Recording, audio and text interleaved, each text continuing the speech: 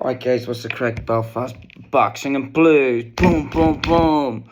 Um, yeah, we were talking a little bit about some of the upcoming kind of the big fights, and we spoke a little bit about Usyk Dubois. It only occurred to me afterwards, watching the video back, that we also have Terence Crawford, Canelo, Saul Alvarez. So, yeah, how do we see that one faring out? You know, straight away I'd be alarmed, and I mean, I don't mean to crush anybody's fantasy of how this thing would play out, but Bud's first and only fight at 154 against Madrimov, I believe was the name of the guy, who was a big, chunky fucking dude. I think we saw a much subdued version of Bud, who I'm a massive fan of, by the way. Just with the size differential, you know. And I think that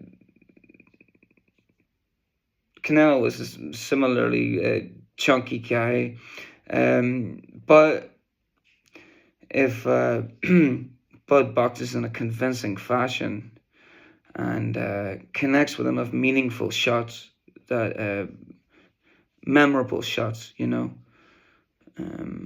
enough of which that'll win him the rounds, you know, that he needs. If he can take advantage of Canelo's more flat-footed style, be prepared for Canelo's acute counter-punching, timing, and really the power, I think, is the main thing.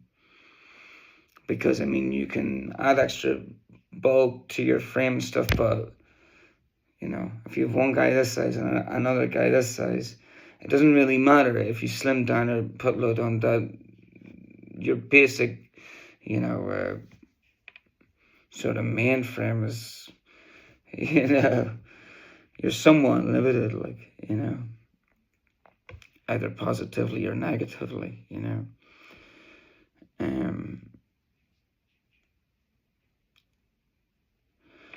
I think it could be a changing of the guard type of a fight, with Canelo coming through for, or sorry, Bud coming through for him to cement his legacy, and Canelo bowing out with a loss to, you know, an all-time great fighter, a fellow all-time great fighter. So there's that handing of the torch type of thing, especially if it's a particularly stirring display of boxing.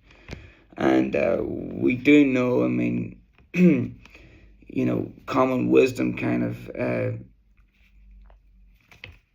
sort of decrees that, like, African American versus Mexican fighter always makes for the greatest pay-per-view, you know, and that's always been the way. That's always been the way, and they're the greatest type of fights, you know, the typified fighter. And no two fighters have typified each their background and their cultural denomination more than, like, Bud. Like, Bud, to me, if you watch his move, the articulate movement and the way that his footwork moves, he's like lateral even when he's just moving forward, is reminiscent of Sugar Ray Leonard. You know, I'm sure I'm not the only one who's seen that. There's something there. I mean, I think that Canelo's a beautiful fighter too. Like,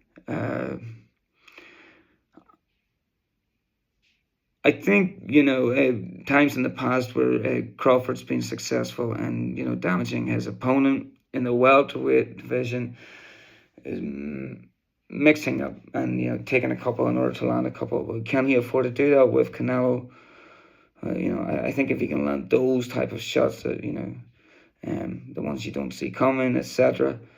But if he's going to be pipping and popping and stepping in and then bouncing off again, and the shots aren't all that meaningful, don't seem to be that heavy, or don't seem to, you know, induce all that much damage, it'll be quite unconvincing, you know, even if Canelo's, you know, gassing out after the 7th round or something like that. So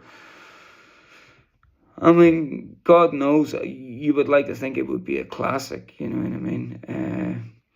Again, Bud could come out with a Spence like performance and absolutely just, reassure everybody, that he is number one pound for pound, and for a reason.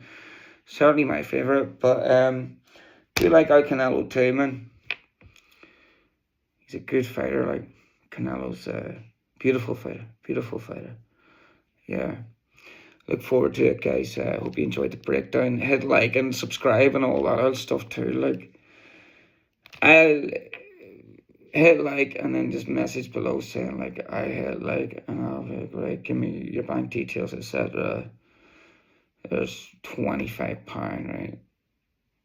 For each like £25 sterling. Only joking, yeah. We numpkin. Good night.